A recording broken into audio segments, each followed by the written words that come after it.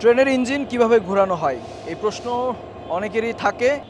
দেখেছি কমলাপুরে শুধুমাত্র এই একটি মাত্রই ট্রেনের ট্রাম টেবিল রয়েছে, যেটি দিয়ে কিন্তু প্রতিদিন শত শত ট্রেনের ইঞ্জিন কিন্তু ঘোরানো হয়। আমরা দেখতে পাচ্ছি ঘোরানোর চেষ্টা করছে, এবং এই মুহূর্তে ট্রেনের ইঞ্জিনটি কিন্তু ঘোরাতে গিয়ে এটি আটকা পড়ে গিয়েছে। এবং যদিও খুব সহজ এটি ঘোরানো, মাঝে মধ্যে এটি কিন্তু যখন আটকে যায় তখন এটি কিন্তু খুব দুঃসাধ্য হয়ে ওঠে। যারা আসলে কাজ করেন খুব চেষ্টা করছেন একজন ট্রেনের এই ইঞ্জিনটি ঘোরানোর জন্য, অর্থাৎ প্রায় শেষ মাথায় চলে এসেছে। আর একটু হলেই কিন্তু ট্রেনের ইঞ্জিনটি প্রায় পুরোপুরি ঘোরানো সম্ভব। এভাবেই কমলাপুরে প্রতিদিন শত শত ট্রেনের ইঞ্জিন ঘোরানো হয়, এবং এই প্রযুক্তির মাধ্যমে এই ট্রেনের ইঞ্জিন ঘোরানো এই মুহূর্তে সহজ হয়েছে। যদিও এর আগে কিন্তু রেল লাইন ঘুরে, অর্থাৎ চারপাশটা ঘুরে তারপর হচ্ছে ট্রেনের ইঞ্জিন ঘোরানো হয়।